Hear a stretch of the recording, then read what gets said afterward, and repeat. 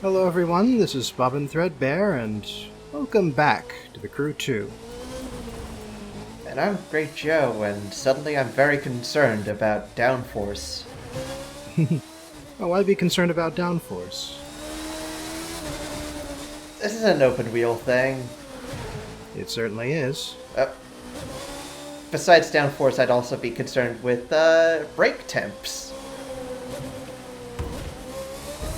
Yeah, well, I suppose that's a good thing to worry about. Because it's finally time for Formula One.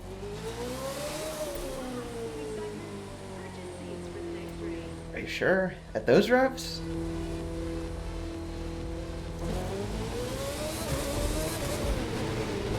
I think you'd be at an octave higher. 2, Oh? 1. Oh, there's that weird prototype. Yeah. There's a few of them on the road. Hey there, Clarence. This is, your event, isn't it? You know, racing for racing's sake, all of that stuff? I'm gonna eat your lunch. Bye. Ah, wait.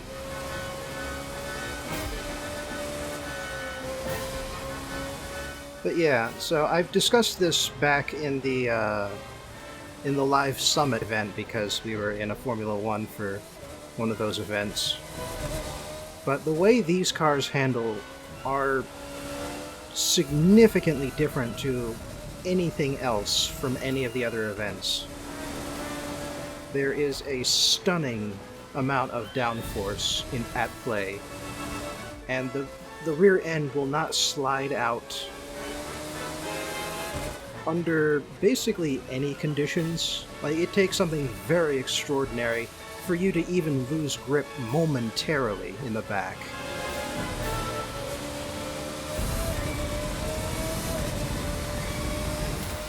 And these things are just terrifying, just in general. Oh? Well,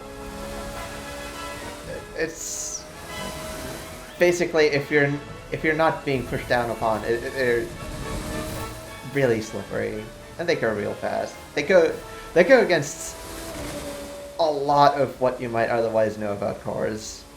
Yeah. Like, they just have at least 8 gears we're seeing here, and the rev counter goes up to 19 on the dial. As it should. That is, for reference, 19,000 rotations per minute. Whereas you can get a truck going for around 2,000 to 3,000. But that is why it's got that high-pitched whine instead of the more guttural roar you hear from, say, production cars. They definitely lowered it, like artificially. Are you sure it's just not a different kind of engine that's still in the same category? I mean, the sound I'm used to is Naughty's Formula One, where, as far as I know, they were doing 19k RPM. Yeah. Well, this one's red line is actually at 15,000. Yeah. But yeah, what's really amazing, though, is just how much acceleration you can get out of this thing. Because not only does it slow down really, really fast compared to a street car, it also speeds right the hell back up as soon as you push on the gas. Just take your eyes off the car for a minute and just watch the miles per hour counter for a bit. Yep. It's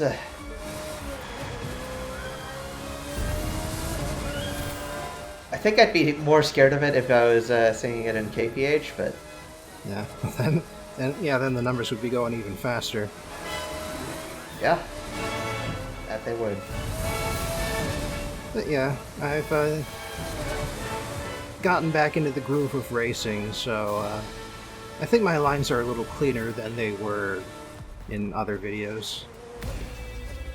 Yeah, they're pretty good, but also I have a hard time deciding what's a good line for these high downforce vehicles. Another little note I'd like to make is that you can see that the tires are completely smooth. Yeah. And not only that, but they're huge in the back, just to give you the best possible downforce.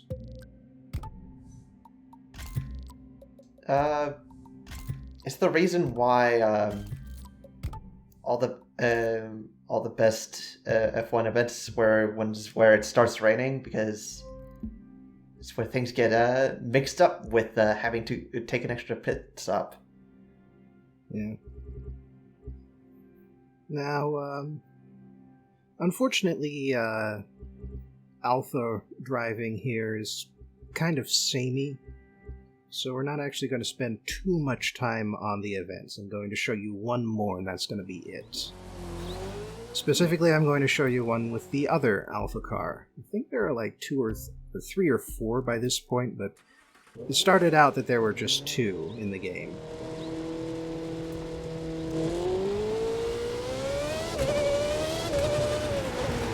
That sounds more familiar. 3. Yeah, like I said, there are different engines in this kind of event.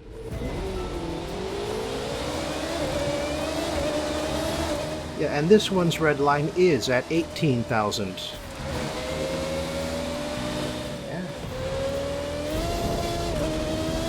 So right now I'm doing a special race because there's a set of 3 added at once at one point, which was touring with Alexis, which you might recall is the name of the fixer for professional driving. Ah. Yeah, the idea is that she finally gets into a car herself and shows you how it's done at 3 of the race tracks in the game.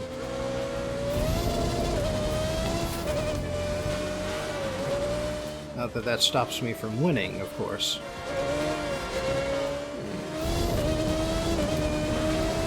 And we can't have that. Mm-hmm.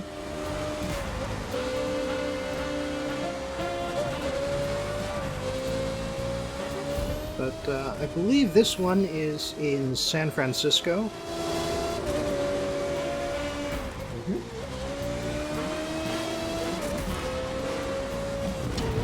Whoops.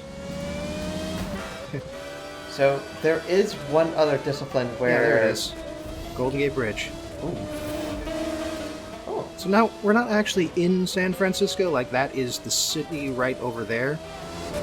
So we're in one of the Bay Area suburbs. I bet it'd be problematic having the track actually closer. Yeah, I mean, San Francisco is just...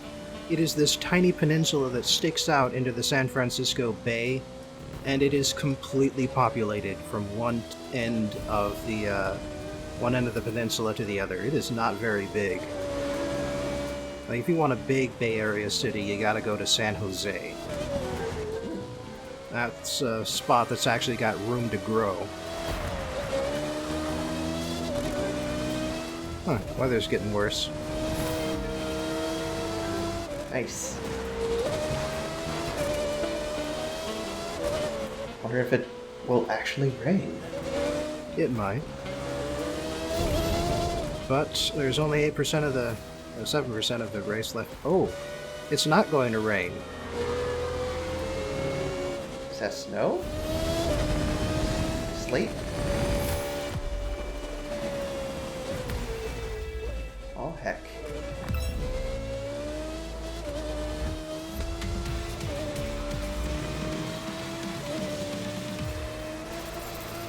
I wanted you to notice for yourself, but yes. There is now snow on the ground. A lot of snow. So those conditions I was talking about that allow you to spin out the rear tires. Oh, yeah. This is them, I believe... at least as far as is possible. I don't...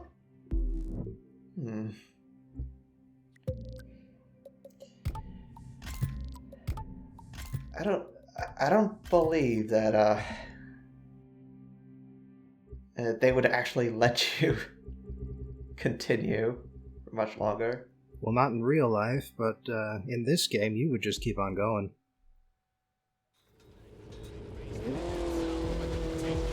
Anyway, we're still in the Bay Area, and we're heading to Central Valley, which is the giant-ass hole in the middle of California. If you've ever seen a topographical map of California, the reason it's sort of shaped the way it is because it fully encompasses Central Valley. Where's my 11th Lancer Evo, Mitsubishi? You cowards. That trim has been in production for, what, 10 years? Really? I think so. It's... like... these cars were legendary, and they just disappeared. Oops. Well, on the bright side, someone's remembered about it. Me. It's just me. Well, by which I mean that here's the Lancer, here it is in the game. Yeah, that's the thing, is that it appears in every game. Like, they won't make another one, but they'll license it for wherever, and I'm pretty sure there's still teams racing it. Yeah, well, it raises brand visibility, I suppose. And that's an Evo overtaking a Skyline. Well, it's a fully upgraded Lancer. Keep that in mind. Yeah. I guess there's, like, comparable models if you do the right adjustments. Well, plus it's... So you're going up. Do you get to go down? Well, speak of the devil. Oh. Although I will say that, compared to the 911, the Lancer here is not quite as easy to control around these curves. I mean, it might have something to do with the first-person mode. That does affect how I drive because it affects what I can see. Oh yeah, personally I wouldn't recommend first-person mode for anybody without head tracking. Yeah. Or virtual reality. When you're racing, you don't always look forward. You check your mirrors, you look at where you're turning into. Yeah, and it's a lot easier than moving your finger away from the brake and hitting the stick.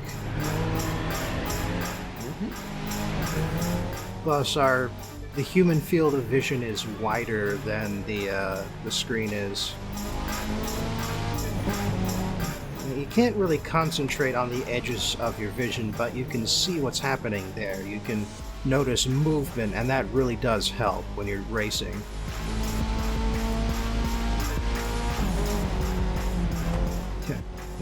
Speaking of not keeping track, I took my eyes off the road there for a second, and then my car followed suit. It was fine. You were doing fine. Yeah. But yeah, the only reason I keep going into first-person mode here is because I am so easily outclassing the competition because this is the first time I've done this race and my cars are better equipped.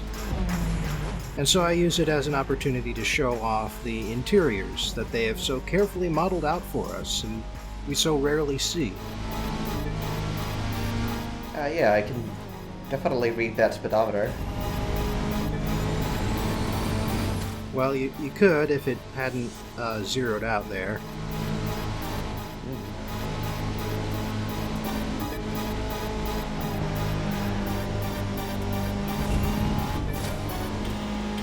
And here we go.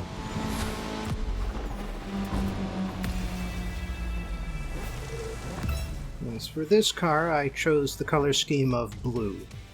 Lots and lots of blue. Looks good on this trim.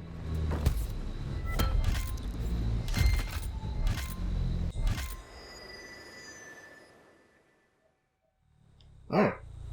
Oh.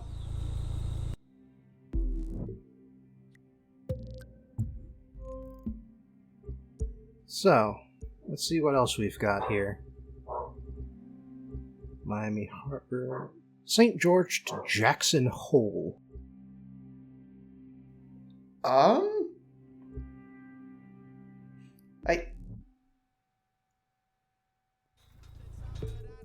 wonder what's behind that. Jackson Hole? Yeah. Well, actually, you can see the race's course here when you highlight over, when you go over the race thing there. Oh yeah, I'm just wondering about that place name, much like mess of place names around Newfoundland. And that's all I'll say about... Oh, Spiker. Yeah. This is obviously a shark, so I chose a sea-based color scheme for this one. 3, I mean, seriously, with that fin right down the center there. 1. It works. This is a shark.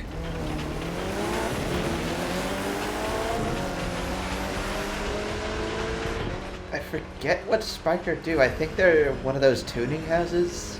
Oh. Well, they obviously aren't a production car company. Look at that dashboard. Oh, yeah. Oh. There was a turn there. Here it is. I should get on it. Or I guess another term for it would be stagecoachers. Oh? Where does that name come from? Yeah, there's still a few of those around. It's almost a lost art. But that's all I know. Do you know why they're called stagecoachers? Well, you could buy body work and then have somebody else outfit the frame to make it look like a stagecoach, I guess.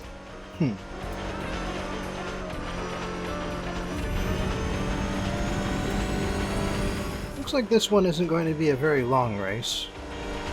We're really eating through the progression here. Oh crap. Oh. Well, looks the scenery's nice. Yeah. As it's blasting past us. Speaking of which... Not for long, though. Was that a Corvette? Not sure.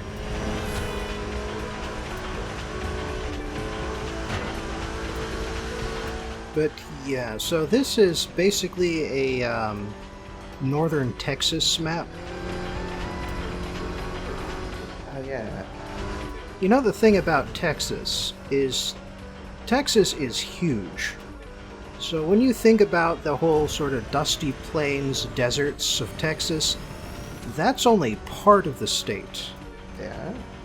Like the east part of the state, where Houston and Dallas are, that actually looks a lot more like what you would see in Mississippi, in Louisiana, in Georgia. That is the dense, humid forests of the deep south.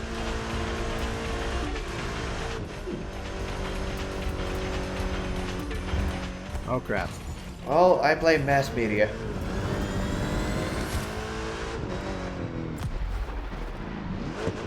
I should really blame Hollywood. Well, Specifically. I mean, to me they're almost one and the same, but yeah. Yeah, I'm just saying get more specific here. Yeah. But yeah, as far as the Wild West movies are concerned, only the western part of Texas is the interesting part. Anyway, looks like we've got plenty of time to spare here today, since I only did 2 of the main races. So today we're going to take a look at the surprisingly comprehensive photo mode.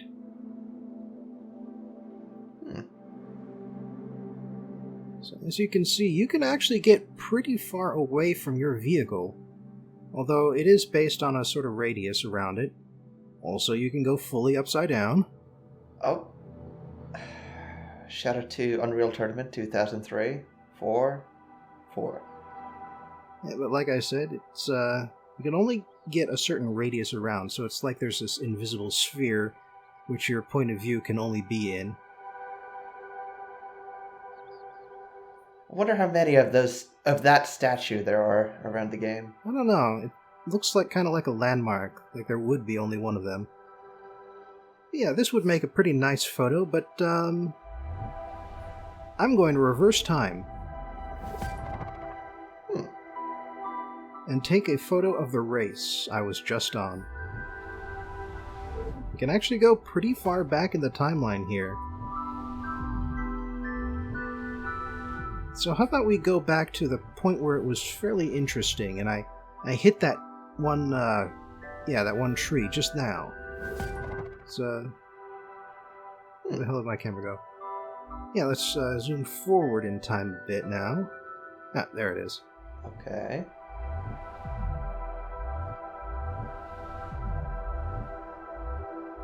Yep, there's me hit the tree. Of course, that's a little too embarrassing. I'm not going to take a photo of that. Speed time up just a bit here. Yeah, there we go. Me in the front and the pack in the back. There you go. Wonder how much you can play with FOV on this thing. Well, right now I'm playing with the focus control. Yeah, you press down on the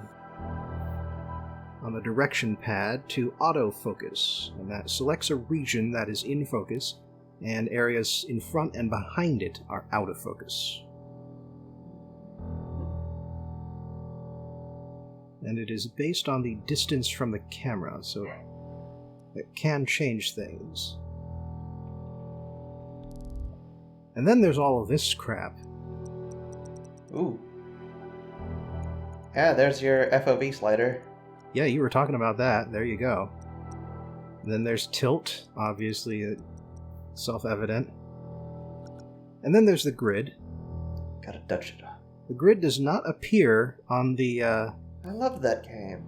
Yeah, the grid does not appear on the final image, but it does allow you to, figure out that rule of 3. A rule of thirds? Yeah, rule of thirds. And we can select how much mud appears on the vehicle, how much damage appears on the vehicle, relatively speaking. Make the driver invisible for some reason. Headlights on or off.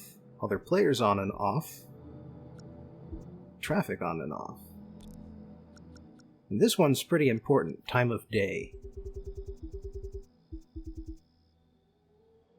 And the reason I say it's important is because when you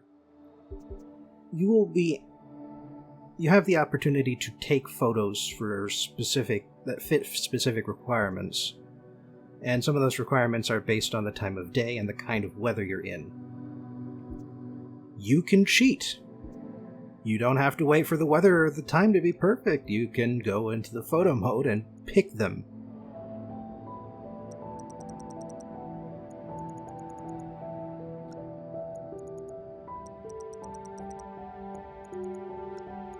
Let's get crazy with the saturation, why not? Oh, woof. Right, motion blur, just to sort of get the impression that the camera is moving. And then there's focus blur. Yeah, everything's in focus, or what's out of focus is either a little blurry or very blurry. Let's just make it a little blurry here. And you can see the band of where the in focus is. Obviously we'll want to put that on top of the car. And we can decide how much that focus how much of that focus exists.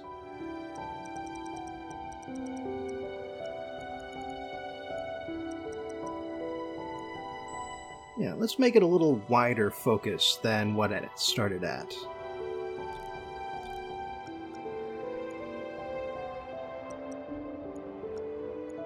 That's good. Alright, and then we can do, crazy post-FX stuff. Car noir, I like that.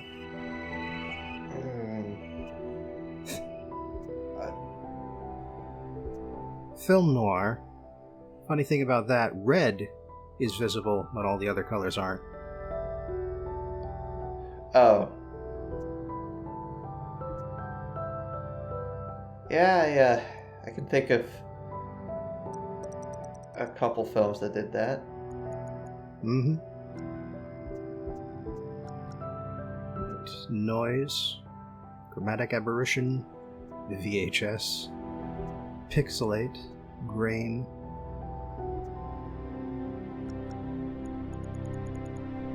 Oh yeah. So that.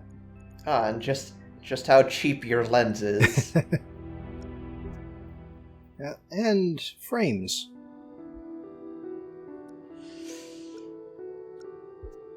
And you can at any time hide or show the user interface so that you can see the entire frame here. Ah, crap. So, oh no. I just need to explain. The tire tracks are based on which way your car just moved, not on, the historically where they were. So if you reverse the footage, the tire tracks will be in front of the car. Oh. So that's why I had to reverse and get back to where I was. Okay, I think that's about what I was looking for.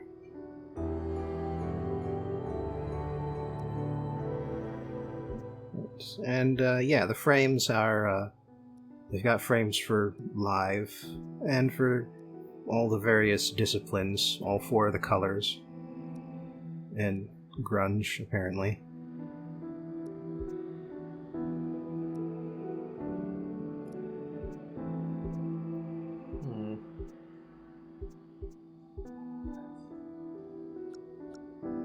Also, oh yeah. Oh dear. You can turn the watermark off. That's the first option I'd go for. Mm-hmm. And you can put your little name in the corner there and change the size of it, but that's not necessary, I think. So, finally take the snapshot.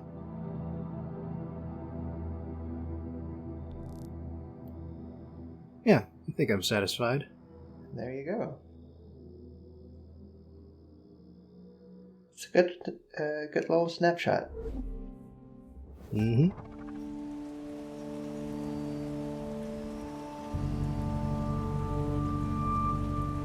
And actually, it's got quite a bit of company, too. You can check it here in the pilot section under Gallery. It is the gallery of user-created images. This is the one I just took. And then there's this other stuff I've taken over the months that I've owned this game. And you can see which special image they qualified for in the upper right-hand corner, assuming that's the case.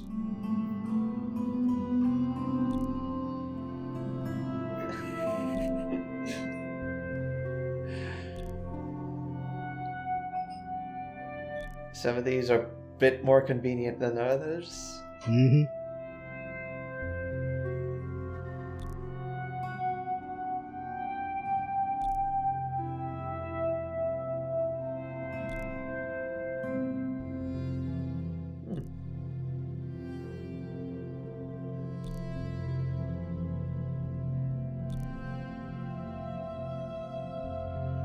Man.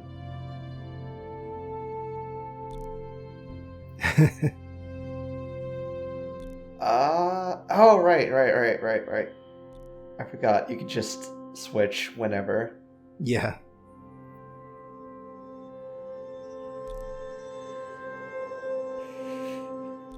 I wonder how many of these are just, hey, I thought of a pun. Let's put it in. Look like a little tick on that cow. Well, I think a lot of this was just, hey, we put this neat thing in the game, how about we give the players an incentive to go and find it?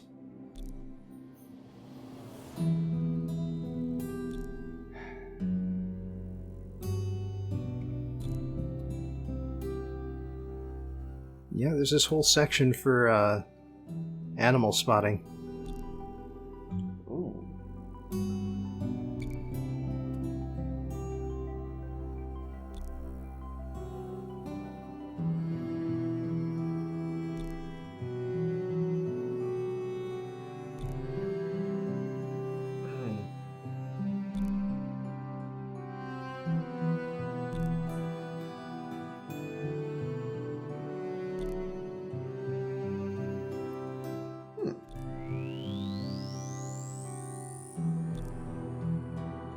So they've added more photos since I went through the binge and did a whole bunch of these all at once. But I did find quite a few of them. Yeah, it just keeps on going.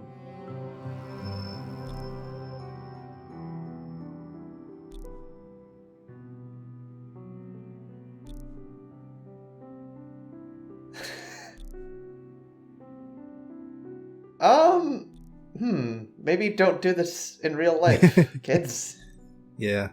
Well, in real life, you have to file flight plans and such. Don't do a flyby of the Pentagon.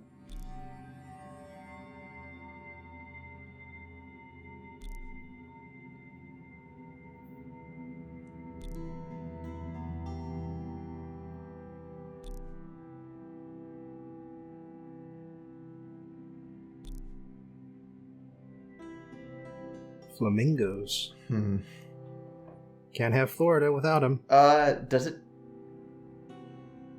Okay, but does it count ones that are just like steel statues? No. Dang. And that was when a whole bunch of people were point farming.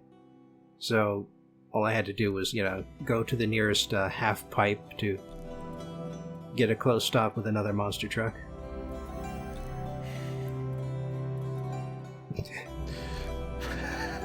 Yeah, I like that one. Looks like the bear's running away from my car.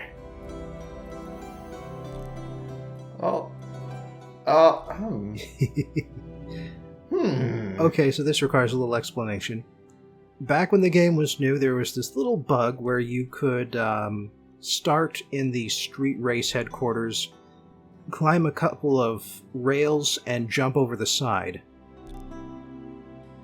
Also, that kept happening. That was unrelated. But yes, when you jumped over the side, you could walk out of the street race headquarters and eventually reach a point where the sidewalk ends.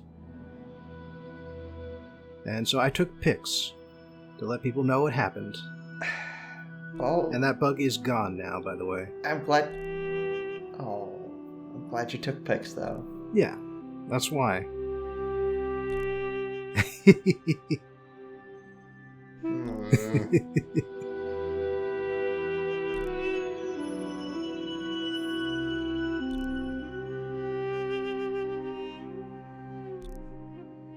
Also took pictures of this, just to make sure there was a record of it. I'm still very confused just at that in general. Yeah, I know what you mean.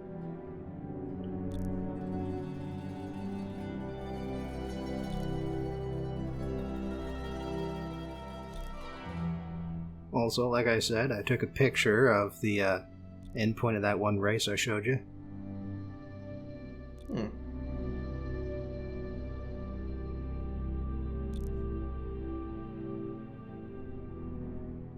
And now you're blind. And this is the first one I took. Like, I saw this vista, and I wanted to take a picture of it. Yeah. Anyway, there is one other thing. So I'm not showing all of the Live Summit stuff, but this race got my attention. Like, maybe just looking at the logo, you can see something's up. There's a bird. Like, among other things, this uses the 200 reward. Like I said, you can just purchase this. You don't have to wait for you to hit icon level 200. Okay, So stay focused on the route and you'll ace this. so have you noticed what's wrong yet?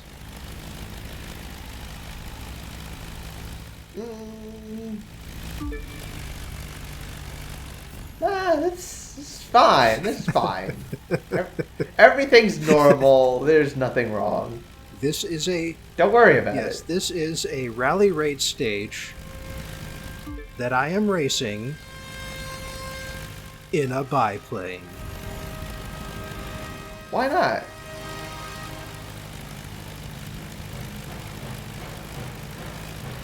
Oh, yeah, I don't think I'd do any of these turns in a single wing.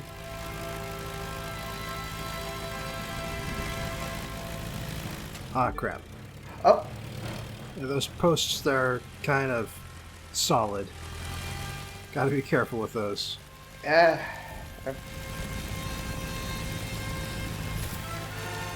luckily so's your plane. Yeah. And apparently we're doing pretty well. We're beating the set time by well over a minute. What with us being able to fly. Good. Very good. Minute 30 now. I gotta wonder if you actually gotta dive into those holes. I don't know. I didn't want to take any chances.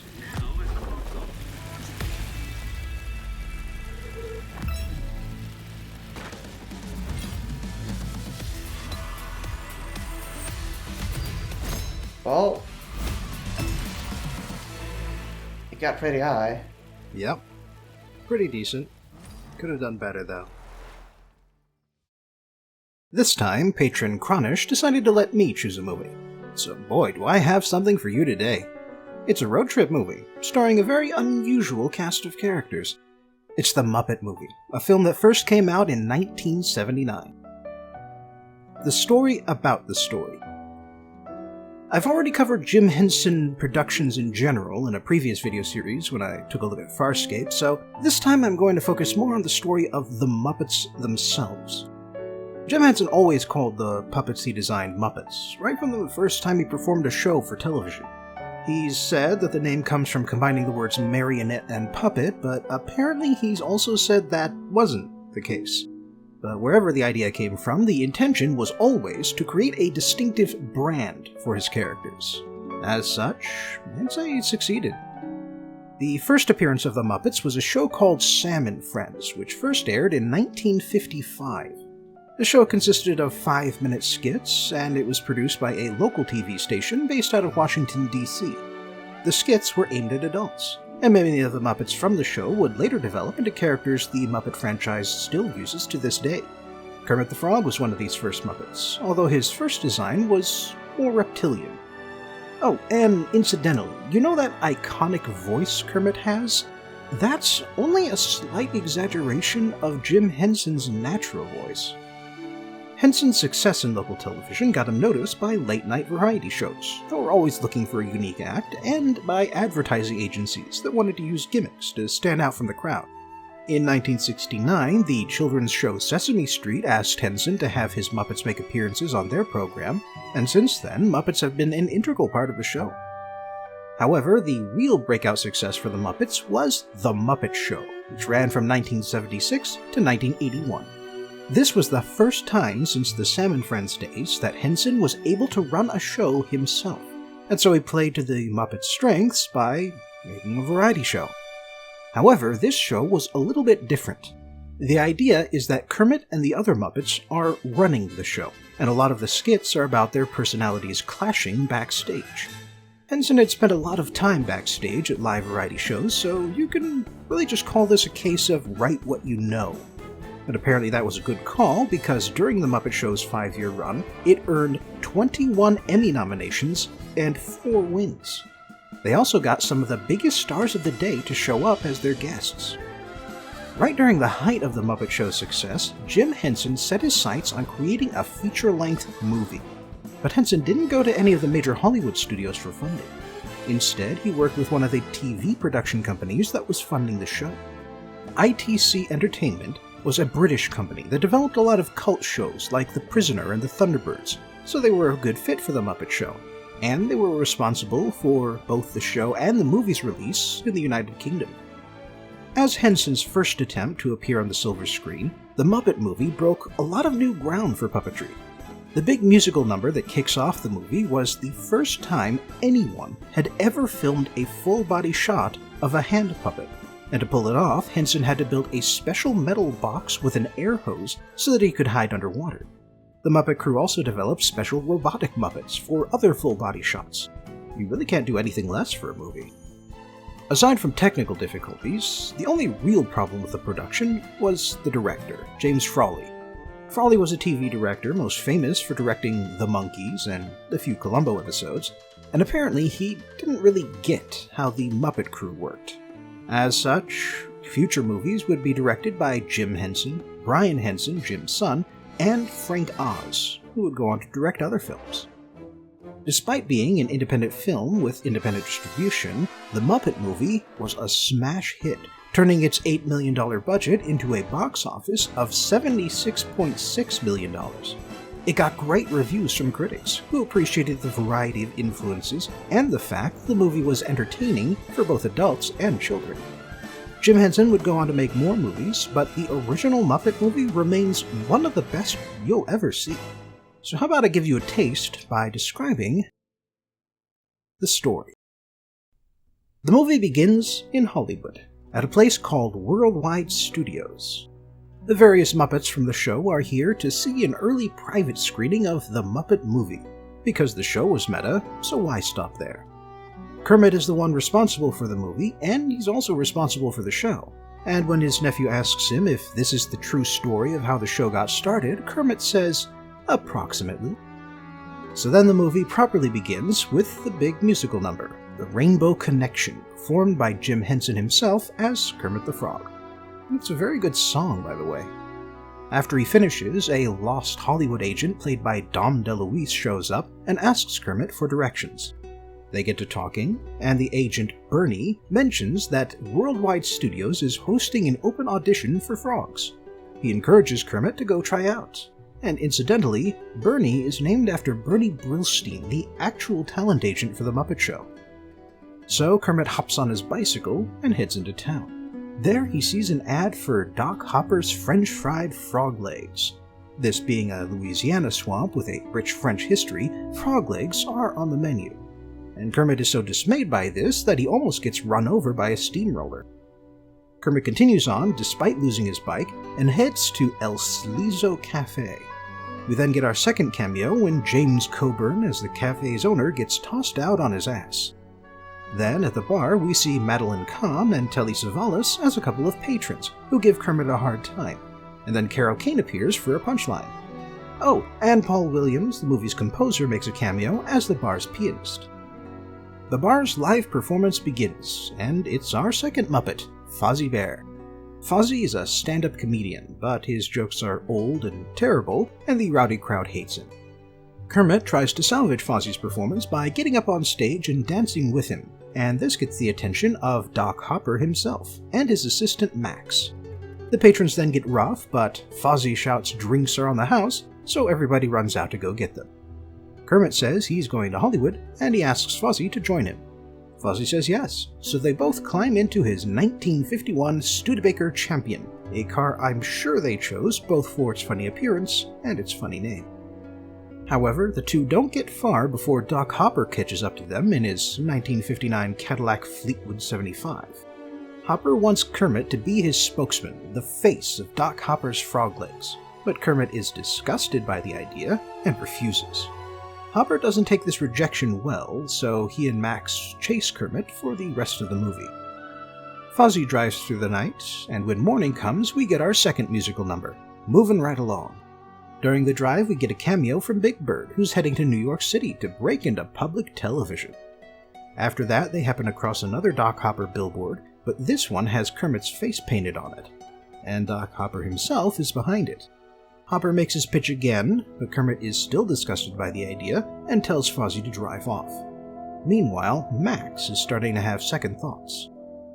Fozzie and Kermit stop for some sleep next to a country church, and they wake up when some loud music starts playing. Inside the church is the band Dr. Teeth and the Electric Mayhem, plus their road manager, Scooter. Dr. Teeth asks them about their story, and to avoid boring the audience with a recap, they have him read the screenplay. Afterwards, the band decides to help Kermit avoid Doc Hopper by repainting the Studebaker to the tune of the third song, Can You Picture That? And while the Electric Mayhem is part of the Muppet Show, they decide not to go with Kermit yet. Incidentally, the new paint job doesn't make them less conspicuous, but it does make surprisingly good camouflage. Kermit and Fozzie next encounter Gonzo, a plumbing artiste who drives around with his girlfriend Camellia the chicken in his modified 1970 Citroen Mahari. The Mahari somehow ends up on top of the Studebaker, and when Gonzo climbs into the cabin, they offer to take him with them to Hollywood. He agrees, so Kermit gets the idea to sell both of the old cars to buy something newer and bigger. The used car dealership they visit is run by Madman Mooney, played by the great Milton Berle. Mooney tries to sell them an old Volkswagen Beetle for $2,000, basically highway robbery. But then Mooney's assistant, called Sweetum, kills a fly and creates a decimal point on the sign for a 1946 Ford Super Deluxe station wagon. And since this is an absurd comedy, they ask for the low price and get away with it. They then ask Sweetums if he wants to come with them, but when he runs off to get his stuff, they think he's not interested and drive off without him. The group next stop at the Bogan County Fair to have a little fun. The fair has a beauty contest officiated by Elliot Gould, and the judges are Edgar Bergen and his ventriloquist dummy, Charlie McCarthy.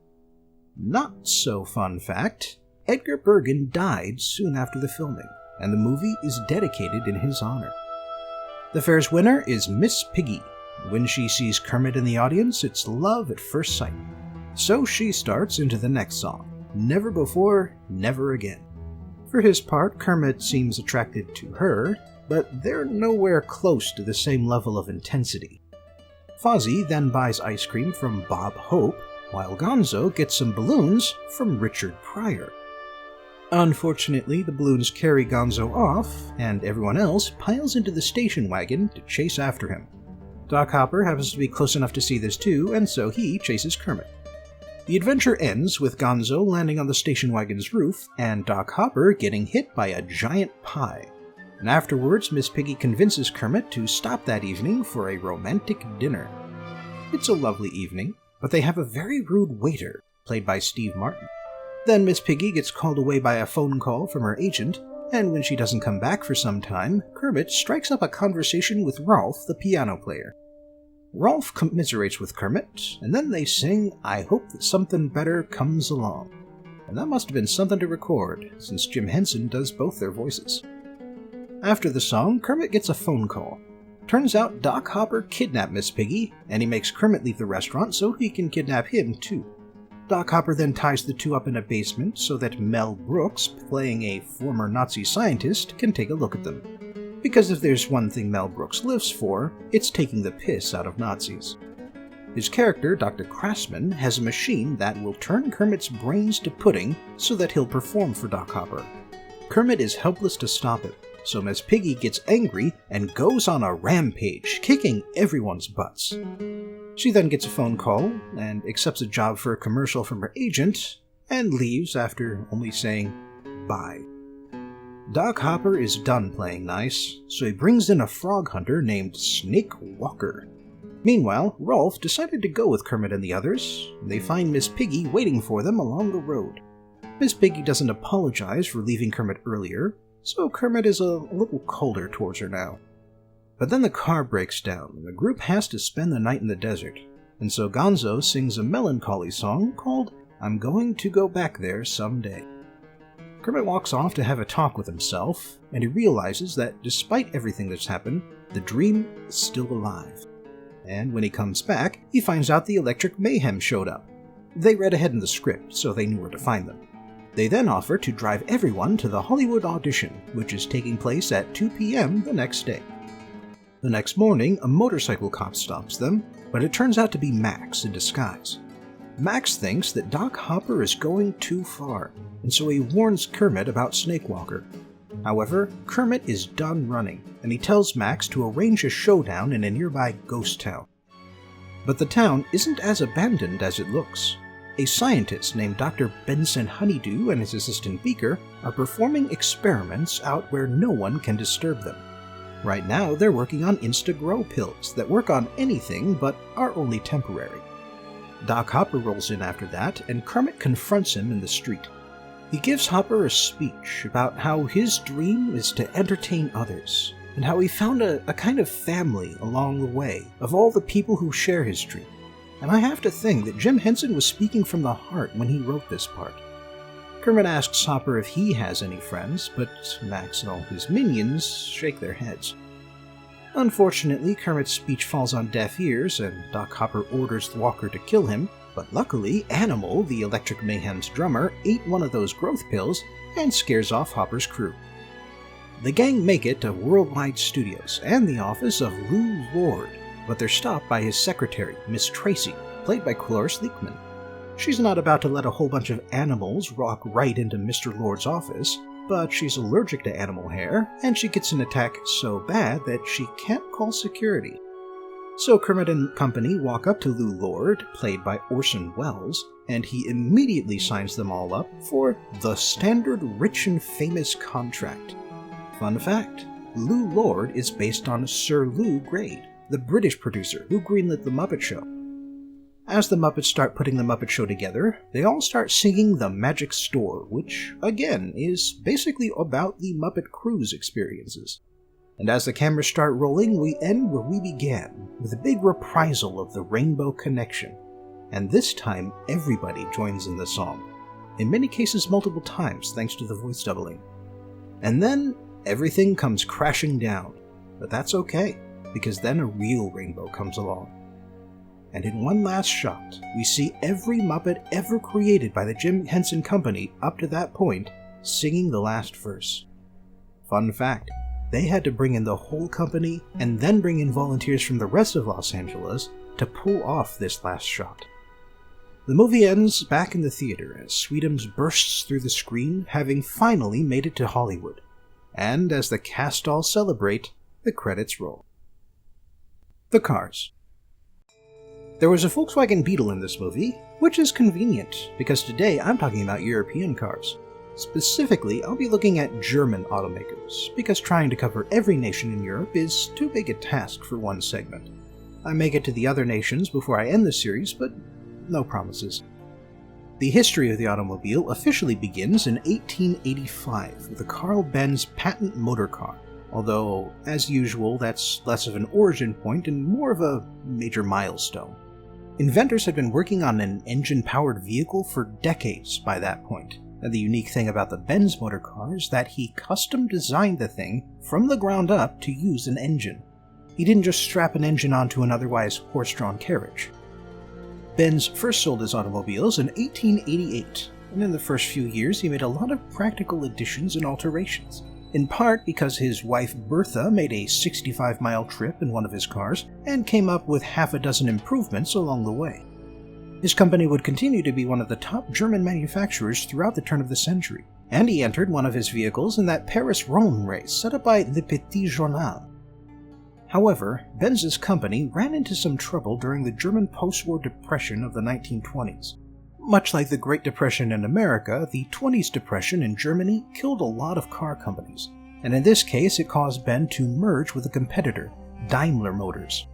They finished the merger in 1926 to become Daimler-Benz, but they named their new car brand Mercedes-Benz since the Mercedes was at that point Daimler's most popular car model. The other reason they changed the brand name was because two other car companies were licensing the Daimler name at the time, one in Britain and one in Austria. Incidentally, the three-pointed star symbol that Mercedes-Benz uses predates the merger. Daimler used it because they intended to build engines for land, sea, and air vehicles. Now, if you know anything about Mercedes-Benz, you know they produce luxury cars exclusively.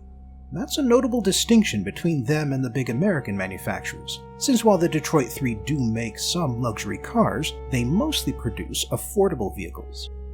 I believe the main reason for this has to do with market demand. Since Europeans didn't need transportation as badly as Americans did, and since they had sizable upper classes who were happy to spend money on unnecessary things, the luxury market of Europe was, and probably still is, a bigger proportion of the total car sales. This allowed luxury car manufacturers to flourish in Europe, to a degree you just don't see in America.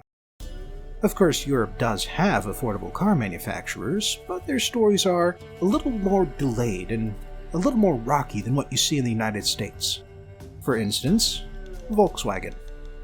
Volkswagen began in 1937 as a nationally owned company in Nazi Germany.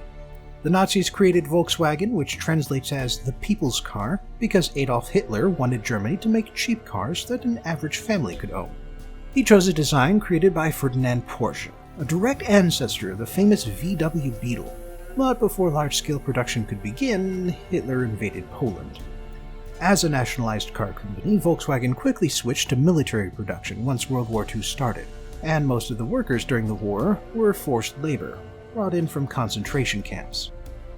The only reason the company survived the war is because of a British major named Ivan Hearst. Hearst was part of the reconstruction effort, and he noticed that a Volkswagen factory could go back to building civilian cars. Since he was part of the corps of Royal Electrical and Mechanical Engineers, Hearst and his fellows adapted the factory to repair and overhaul army vehicles from Britain, America, and Germany. However, the factory also made a few cars based on that old design by Porsche, and once Volkswagen went independent in 1949, they started ramping up production. Volkswagen was getting a fresh start, and so they called the car they were making the Type 1, even though Porsche called it the Type 60 and Hitler called it the Strength Through Joy car. However, in Germany and America, the car is more commonly called the Beetle, or sometimes the Bug. The Beetle managed to hit a sweet spot between performance and affordability, and the company sold its 1 millionth model in 1955, not even a decade after they restarted production.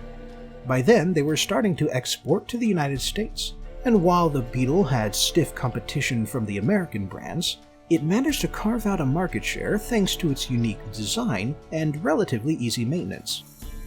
But here's the thing about the Beetle. Volkswagen never really changed the design, for decades.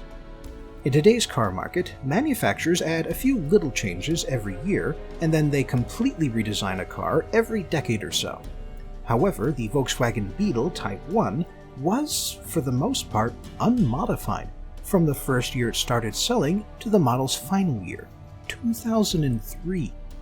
Beetles were long since gone from American markets by that point, but Volkswagen continued to sell models in Mexico, South America, and other developing parts of the world.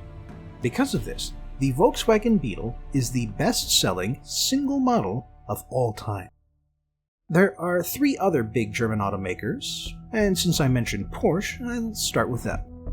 The company started with Ferdinand Porsche, who was born in what is today the Czech Republic, but was at the time part of the Austro-Hungarian Empire. In 1898, Porsche went to Vienna to join a coach and carriage company and help them expand into automobiles.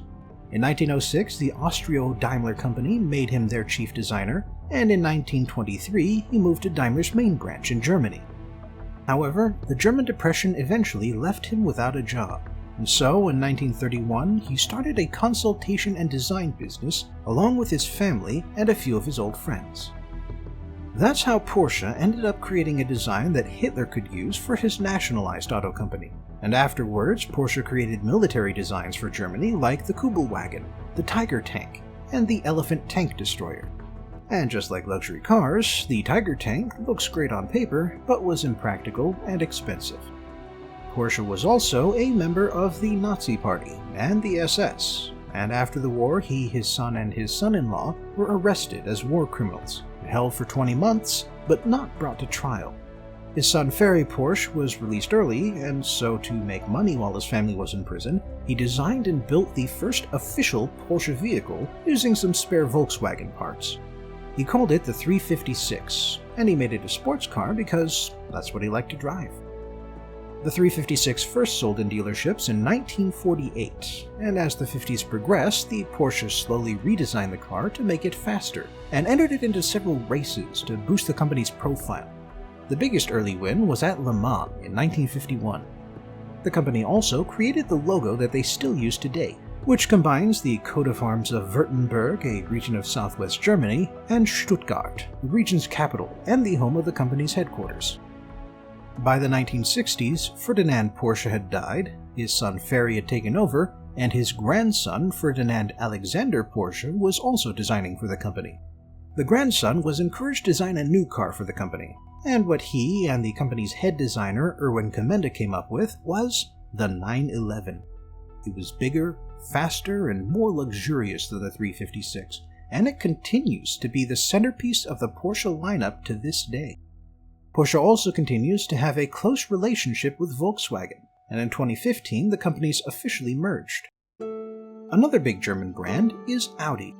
Audi was founded by the German engineer August Horch, but he named his first company after himself in 1901. He would then leave the company in 1909 after a dispute, and when he tried to name his second company after himself, his old partners sued him.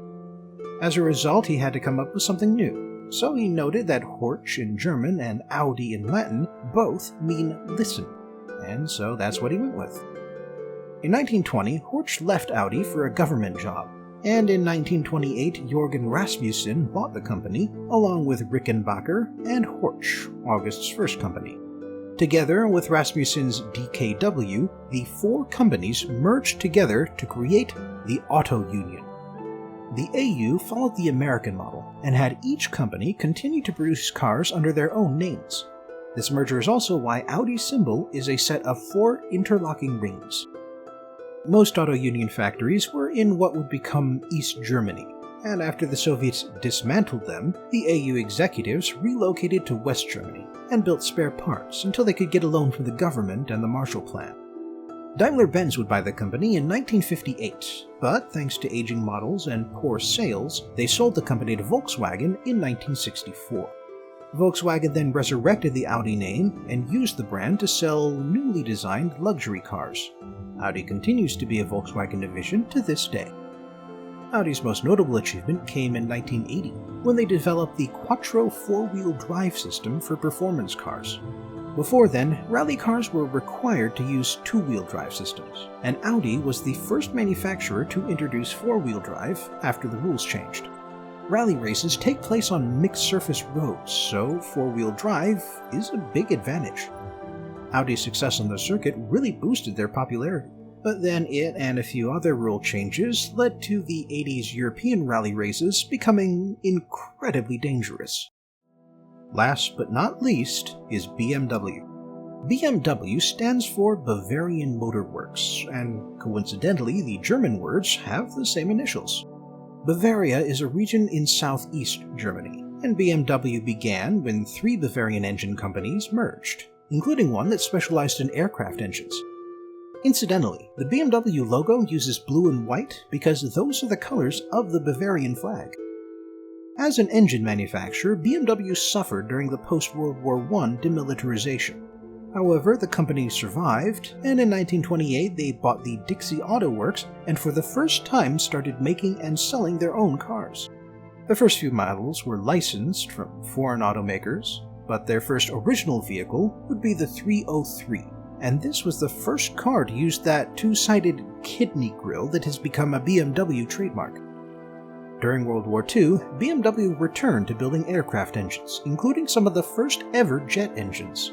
But then their factories were bombed, and after the war, they were only allowed to sell pots and pans made out of salvaged metal.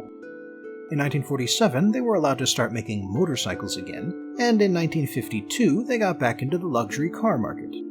Their first new model was the BMW 501, which cost more than 4 times what the average German made in a year. These days you have to be a supercar to be in that kind of value range. Nevertheless, they made a profit. BMW today is still an independent company, and in fact, they own a couple of British brand names. Thanks for joining me again for today's movie and car review, and I hope I'll see you next time for a modern take on 70s style.